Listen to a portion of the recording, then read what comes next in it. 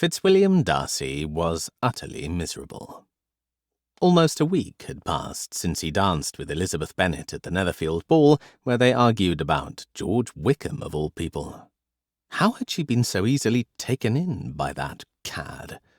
Upon further reflection, though, he remembered that many others, including his own father, had fallen for the man's slick tongue. Elizabeth lacked the experience to see Wickham for what he truly was, a dissolute rake. Since his return to London last week, Darcy had concluded that he had fallen in love with Elizabeth Bennet. In his mind, she was his Elizabeth, and his recent dreams only intensified this sentiment.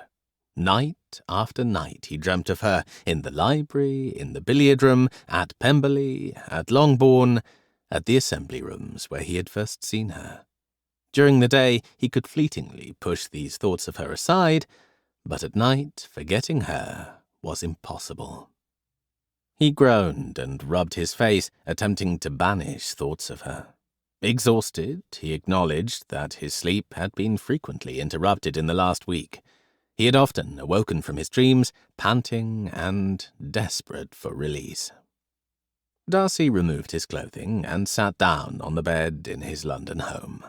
Trying to clear his mind of Elizabeth Bennet, he read until he eventually succumbed to a deep sleep. Darcy found himself standing in a room in the parsonage at Rosings, with Elizabeth Bennet standing before him, her eyes ablaze with anger, a fury he knew in his gut he had provoked. He heard himself say, "And this is all the reply which I am to have the honour of expecting." But he did not stop there. He continued, asking, no, demanding that she explain why she had rejected him. Had he proposed? What possessed him to do such a thing? Though her eyes were flashing with anger directed at him, Darcy thought he had rarely seen her look as beautiful as she did at that moment. Any thoughts in that direction were instantly replaced with shock as she accused him of offending and insulting her. How? He did not understand what she meant. He had only attempted to explain what he had overcome to offer for her. Wait, what was that she just said about her sister? He focused again on her words.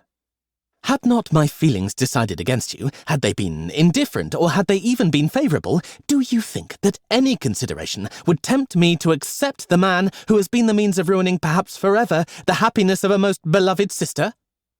He felt himself blanch.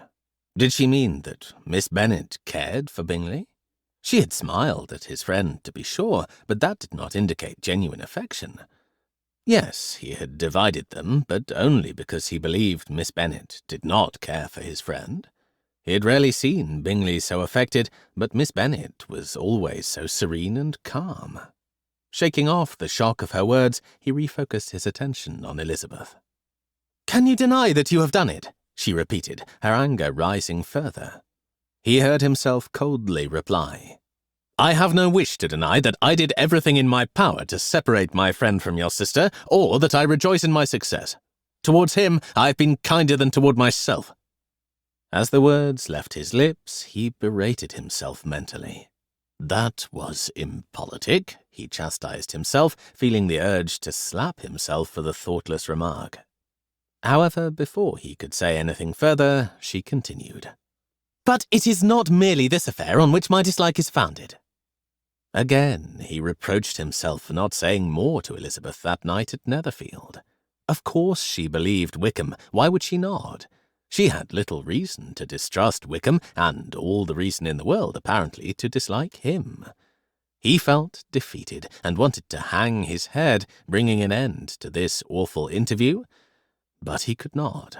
He seemed to lack control over his own body, specifically his mouth.